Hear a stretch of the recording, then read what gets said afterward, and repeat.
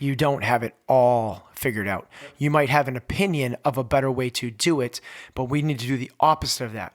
Our number one set value that you must have to be a member of this organization is you have to have humility.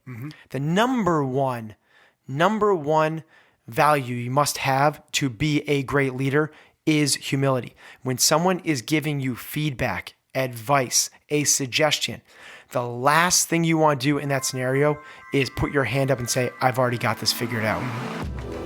We are here because we know the outcomes in our lives are within our control. That taking absolute ownership of how we eat, sleep, train, think, and connect with each other is how we'll optimize our health and happiness. That chasing excellence is how we grab hold of what is possible. Our mission is to live on the run, always chasing, never stopping. Hello and welcome back to another episode of Chasing Excellence. Today this is our 15th 2-minute drill. Oh, wow. It's a lot of 2-minute drills. It's a lot of questions, a lot of fast talking. Right.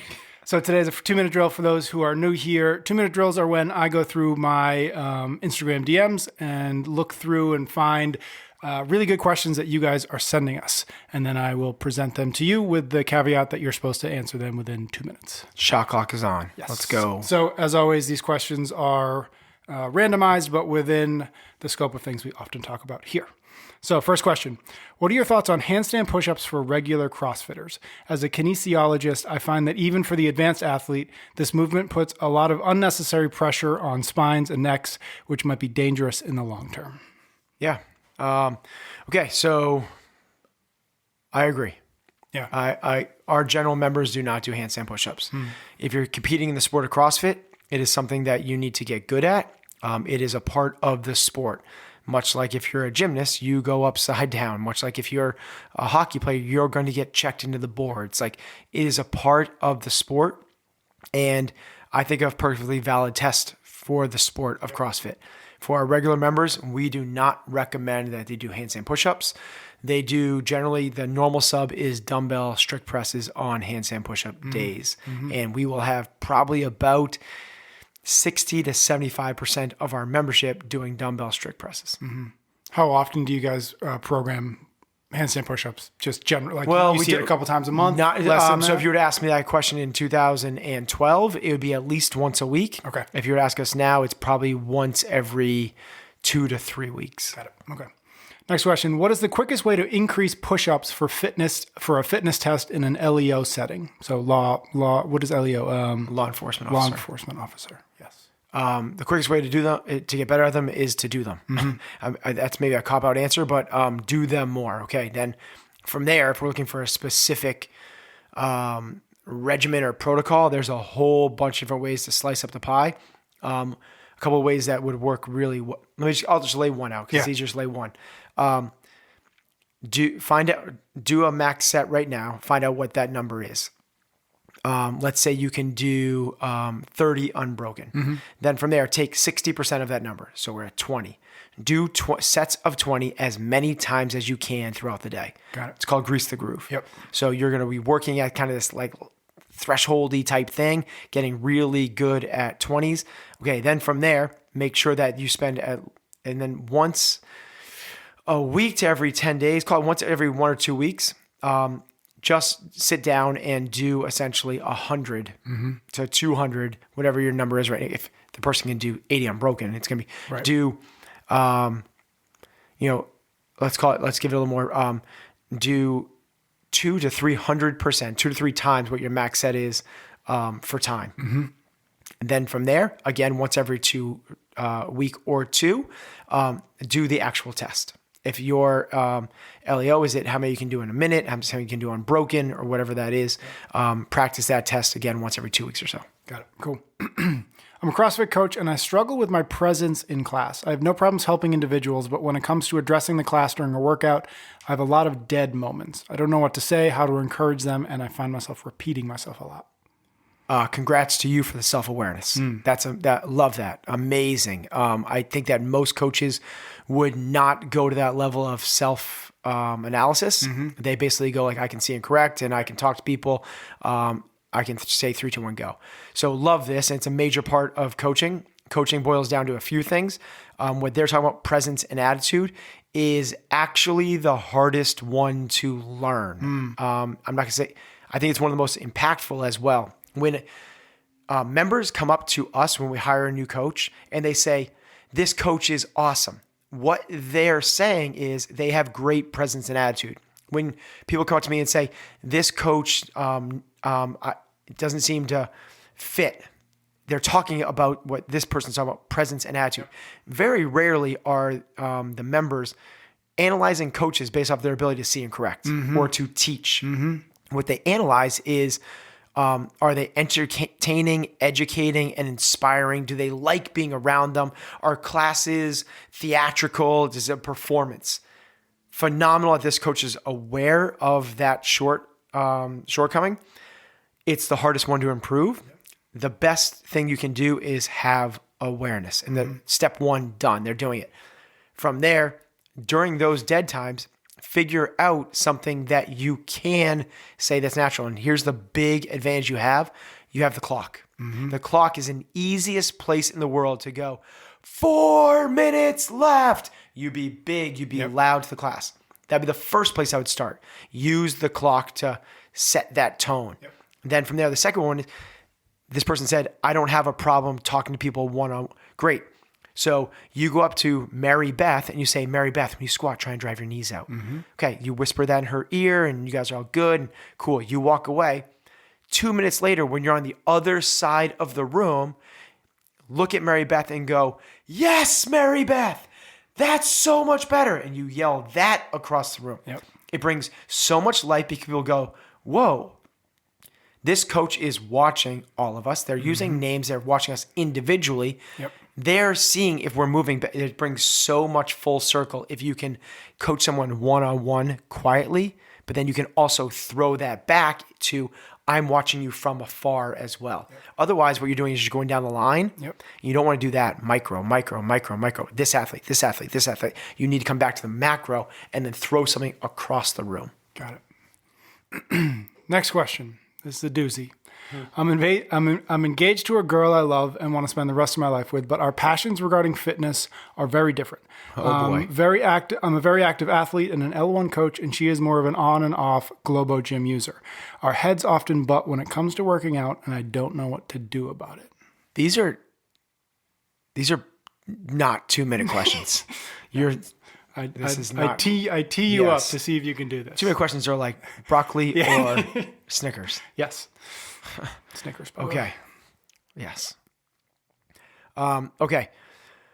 Dude that loves CrossFit, L1, passionate, digs it, but he also is passionate and digs a girl who does not dig or passionate about CrossFit. Correct. We have a love triangle. Yes. Okay. With CrossFit in the middle. Yes. The question I would ask is, what do you love more? Do you love fitness more, or do you love your fiance more? Do you love your brand of fitness? Do you love your brand of CrossFit? I mean, you get what I'm saying? From there, that should answer the question.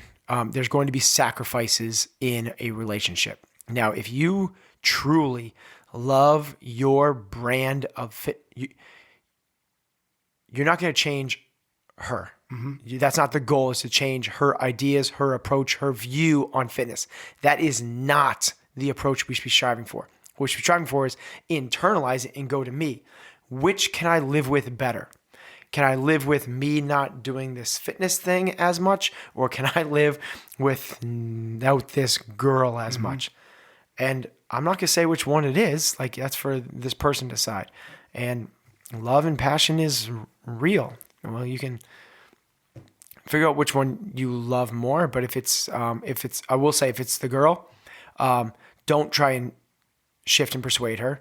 Don't try and drip. My way's better. My way's better. My way's better. Because your way might not be better for her.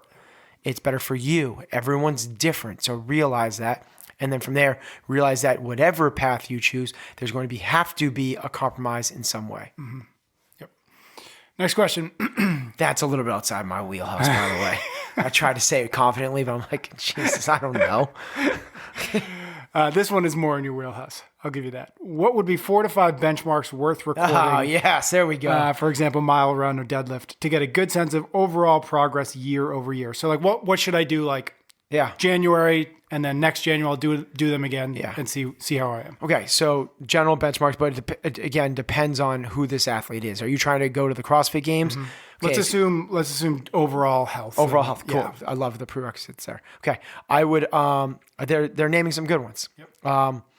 But so you could do like what you want to do is get some different categories. That's kind of the idea. So you want to at least get 3 or 4. So get somebody that measures your strength. Go for it. Pick a deadlift, pick a back squat, pick a 1 rep thruster, pick whatever you want to pick out of that. Pick something that measures strength. Then pick something that measures your, I would say like, this is like jargony, but monostructural, like what everyone else would say, your cardio. So is that a 2K row? Is that a 1 mile run? Is that a 5K run? What is that? And then I would get some true fitness tests in there. And this is where it comes 3 or 4. Like you want to go maybe like a short-ish one, a moderate one, and a longer one. So let's say our longer one is going to be Murph. Yep. Our middle one is going to be Fight Gone Bad. And our shorter one's going to be Fran. Yep. Well, now we have 5. You have your strength. You have your deadlift. You have your 1 mile run. I missed one. That was the other one. You have your deadlift, your 1 mile run. You have your long. You have your medium. You have your short. But you could also throw in like a gymnastics one, which would be really nice. Like, what's your max set of pull-ups? How many can you do? How many burpees what's your 50 burpees for time? If you have those, that's 3, 4, 5, 6 of them. Yep. Dice them up however you see fit. So it matters less the specific ones, but more that you want to make sure you get a broader sense. Yeah, because like you want scope way more so than like, every single one you have involves some sort of pull off the ground. Right. Like that's not what we're looking for. All right, next one.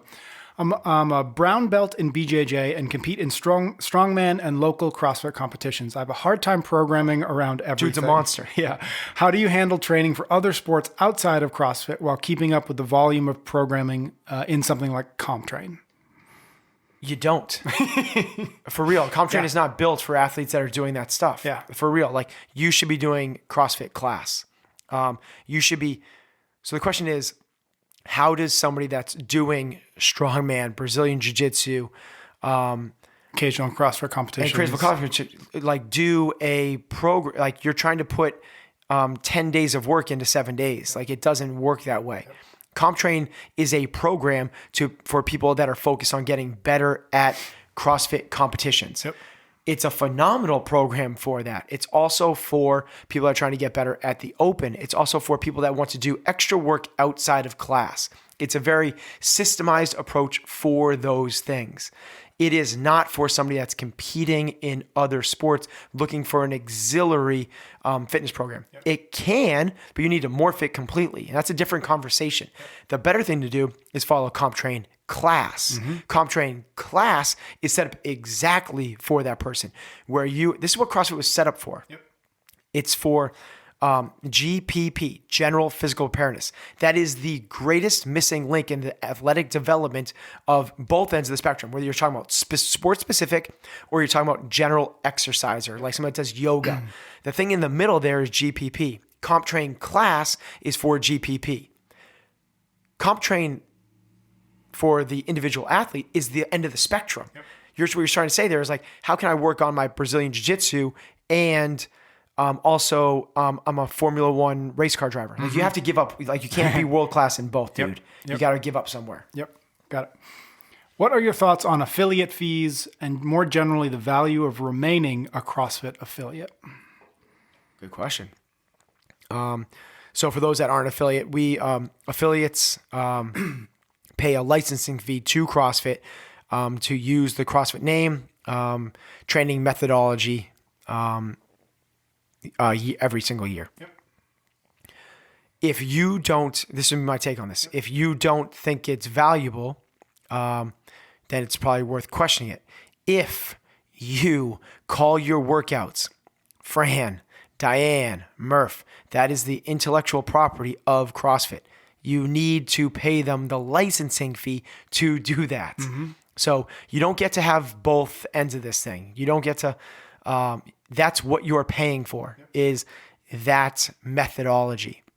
Now, they don't own thrusters, they don't own burpees, so you can do what you want with those. But if you want to be a part of the CrossFit language, that's what you're paying for. And that's where I find a lot of value, because now you're a part of something bigger than what we just are. So, but to each their own in that realm. I could see where people go, hey, we don't do benchmark workouts. We don't do the open. We never talk about anything CrossFit specific.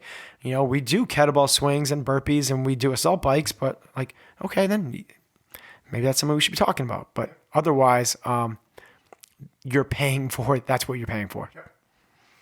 What's the best way to respond to somebody telling you that something you already know? The best way to respond to somebody telling you something that you already know. Example, when a coach that doesn't know me well as an athlete tells me I need to position my feet in a certain way or lift in a manner that isn't compatible with my body's mobility limitations. Or at work, when a coworker tries to tell me I'm doing something the wrong way when I have more experience and data than they do.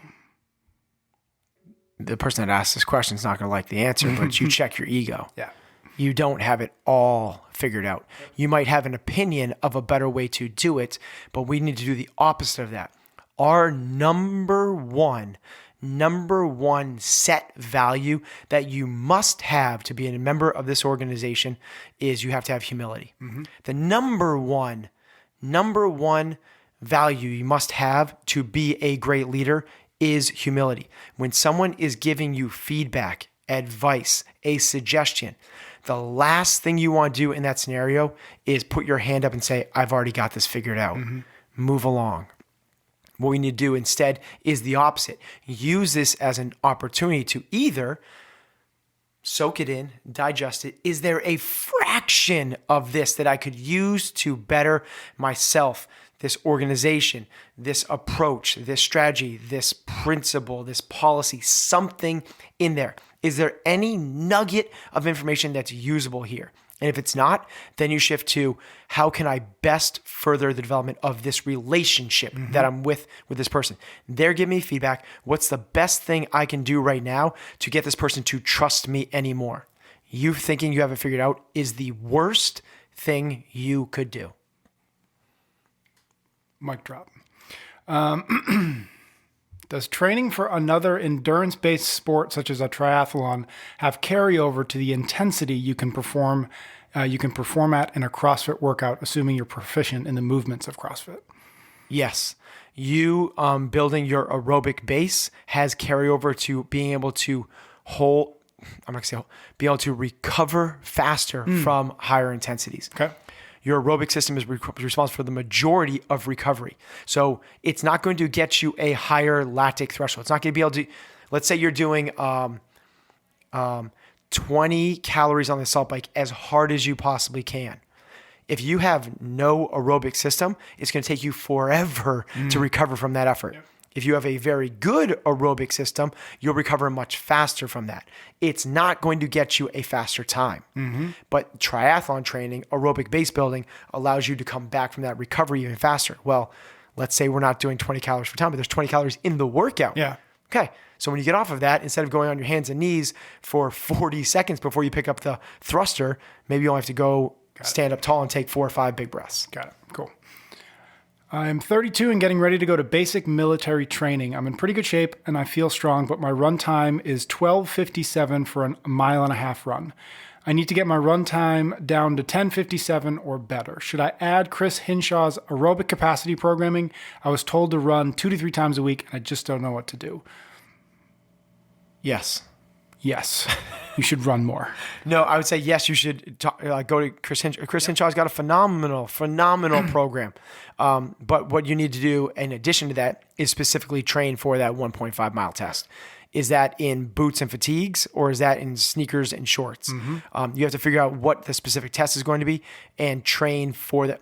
you're not doing CrossFit. What you're doing is known, noble, and you know the date you're gonna have to do it. Yep. You're gonna train, you're gonna peak for that specific event. It's gonna be very different than what we do as general CrossFitters. Yep. Chris Hinshaw's program, aerobiccapacity.com, is a phenomenal resource for that. Mm-hmm. And is it just pro endurance, quote unquote endurance program on top of a CrossFit program, or is it? I don't know. I think it's just regular endurance program. Okay. What he basically do, which is what I would do, is I have this athlete. What I would need to know is what's your 400 meter time and what's your mile time. Yep. Now I can tell, okay, do you have speed and lack endurance, or do you have endurance and lack speed? Yep. And we'll swing the program that which way. Now, above and beyond that, the first protocol I would do is like, what does your running look like? Are you just spilling energy out the sides? You overstriding? Like, what's this thing look like? Can we improve your technique? Chris isn't going to do that through this protocol, but he will. You'll take that coefficient of those two numbers and figure out which one you should be focusing on more. That's if I don't know enough about Chris's, but I don't know if you have to pay for that separately or not. Okay. Cool. All right. Last question we have for today. Do you have any advice on how to manage or work with members who might be in an overtrained state? How can we recognize it's happening or happened? And how do we work with members who might be susceptible to it because they're always doing quote unquote extra on top of class? Okay. I would first want to know, why do they think that they are overtrained? If it's because they're why does the coach think that his members are overtrained? Yep.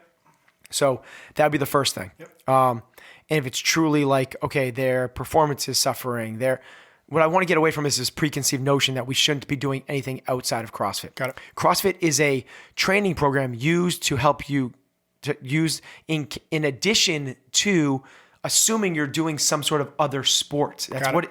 Yep. So it was created for like law enforcement or Brazilian jiu-jitsu or things we've already talked about. It's the training program to help supplement those things. Mm-hmm. If someone is in an office most of the day and they're just doing CrossFit Fran for 6 minutes, like, you can do other stuff. Yep. That's not wrong at all. So that would be the first thing I want to know. Then from there, is it truly, let's say that their performance truly is suffering, if they do have general fatigue and they're moody and their appetite change and the normal symptoms of overtraining. They're experiencing some chronic injuries and so on. Mm-hmm. If that is the case, then we can look at training volume as one of the factors, along with the other 5 factors we talk about here. What is their sleep? If they're only sleeping 6 hours a night, changing their training is not going to have as much impact as training their sleep. What's their nutrition look like? Are they eating a bunch of processed food? Are they overeating? Are they undereating? Like, that's going to have a much, much bigger impact than knocking off 2 sets or 10 minutes out of what they're doing in the gym.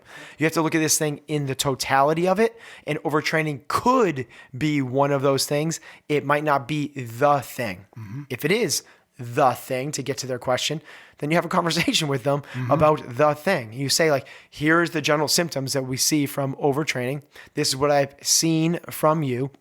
If you cut back on your training, you will see better gains in all of the things you're looking for. You're actually putting detriment to your roadblock. They go, no, I need to be here for my mental state. I need to this. I will lose my mind if I don't.